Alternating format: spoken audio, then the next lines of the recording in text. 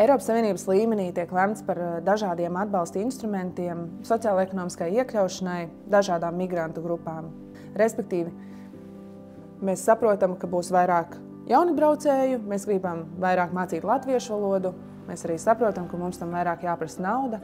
Eiropas līmenī, labāk strādājot ar datiem, labāk veidojot partnerības ar robežu reģioniem, mēs varam labāk paredzēt to, kas būs nepieciešams, un varbūt radīt tādu elastīgāku sistēmu, kur valstīm strauju izmaiņu rezultātā ir iespēja saņemt vairāk naudas.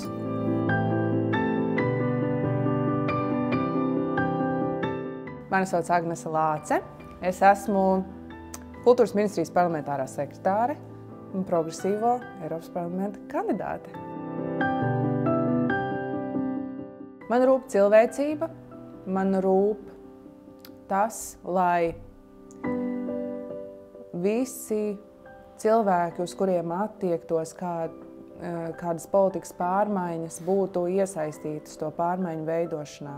Lai mēs spētu veidot normālu sarunu starp politikas veidotājiem, dažādām iedzīvotāju grupām, uzņēmumiem, organizācijām, vienalga. Man šķiet, ka tas ir ļoti svarīgi, jo citādi mēs veidojam kaut kādu politiku par cilvēkiem, nevis ar cilvēkiem. Un tādā gadījumā, izkļaujot šos cilvēkus, mēs nevaram izveidot neko labu. Tā kā man šķiet, ka tas man rūp visvairāk un pie kā cenšos piestrādāt un regulāri sev atgādināt.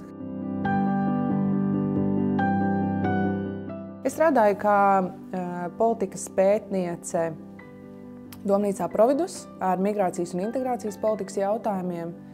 Un tāpat esmu biedrs un brīvprātīgais citās nevaldības organizācijās, kas lielā mērā tāpat bija saistīts ar manu to faktisko darba tēmu. Vienmēr kaut kā nokļuvu tajos migrācijas un integrācijas tematos, arī citos formātos. Eiropas Savienības līmenī tiek lemts par dažādiem atbalsta instrumentiem sociālo-ekonomiskai iekļaušanai dažādām migrantu grupām. Gan bēgļiem, gan cilvēkiem, kuri ierodas šeit darba nolūkos, kurus uzaicina Eiropas darba devēji, augsti kvalificētiem migrantiem. Un tajā brīdī, kad mums ir skaidrāka sadarbība gan ar robežu reģiona valstīm, gan ar citām izcelsmes valstīm, gan pašiem savā starpā skaidrāk nodefinējot prioritātes, mums ir iespēja daudz labāk plānot to nepieciešamo atbalsta finansējumu. Ko tas nozīmē Latvijai? Mēs zinām, ka Latvijā trūks darba spēks, ka darba devēji joprojām izsaka vēlmi piesaistīt darba spēku no ārpus Eiropas Savienības valstīm. Tas jau notiek, un tas nozīmē, ka mēs Eiropas Savienības līmenī varēsim pieprasīt to nepieciešamo atbalstu, kas ir nepieciešams integrācijas atbalsta pasākumu nodrošināšanai, lai mēs kā sabiedrība varētu labi tikt galā ar